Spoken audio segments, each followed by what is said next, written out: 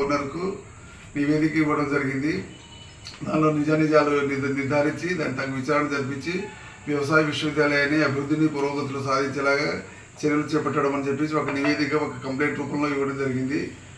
దాని నిమిత్తము ప్రభుత్వం ప్రతిస్పందించి ఒక కమిటీ వేయడం కూడా జరిగింది. ఆ కమిటీ అధ్యక్షుడు ట్రాన్స్ఫర్ అవ్వడం వలన మరి తర్వాత కూడా ఇంకో అధ్యక్షుడు కూడా వేరే పనుల మీద నిమిత్తం అవ్వడం వల్ల కొద్దిగా జాప్యం జరిగిన మాట వాస్తవమే.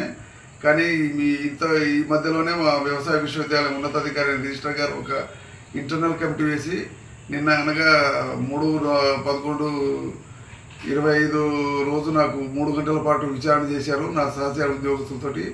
ఆ కమిటీ నేపథ్యం కూడా ఏం తెలియదు, చాలా అత్యంత బెదిరింపు ధోరణిలో ఆ కమిటీ చేయడం జరిగింది. 3 గంటల పాటు నాకు మానసిక క్షోభకు గురి చేసి దాని నిమిత్తం నేను హాస్పిటల్ జాయిన్ అవ్వడం జరిగింది.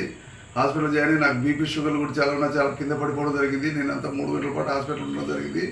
ఈ విధంగా నన్ను మానసిక క్షోభకు గురి చేసి ఫిర్యాదుదారుడి మీదే విచారణ అనేది కొత్త పోకడలో మా వాడు చేశారు. నేను ఫిర్యాదు చేశాను, దాని మీద విచారణ జరపండి మహాప్రభు అంటే లేదు మీ మీదే విచారణ జరుపుతాను, నువ్వు ఫిర్యాదుదారుడు ఎలా ఎందుకు చేసావని చెప్పడం జరిగింది. దాని నిమిత్తం 3 గంటల పాటు నన్ను చాలా జుగుసాకరమైన ప్రశ్నలతో నన్ను వేధించడం జరిగింది. దాని నిమిత్తం నేను మానసిక క్షోభకు గురి అయిపోయి నా బీపీ షుగర్ డౌన్ అయిపోయి హాస్పిటల్ పాలు జరిగింది. ఈ మానసిక క్షోభకు ఈ యొక్క నేపథ్యంలో నా ప్రాణానికి హాని జరిగితే ఎవరు నువ్వు కాపాడేవారు. దీని ఉన్నతాధికారుల చర్యను బట్టి తీవ్రంగా ఖండిస్తూ మనోవేదనతో మీ అందరికీ తెలియజేసుకోవడం జరుగుతున్నది. సార్ దీని వెనక ఎవరైనా ఉన్నారని చెప్పి మీకు అనుమానం ఉందా?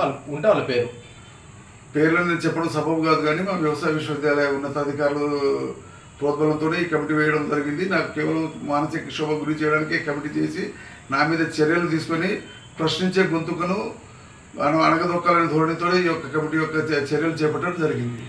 ఏమని కంప్లైంట్ చేశారు గతంలో?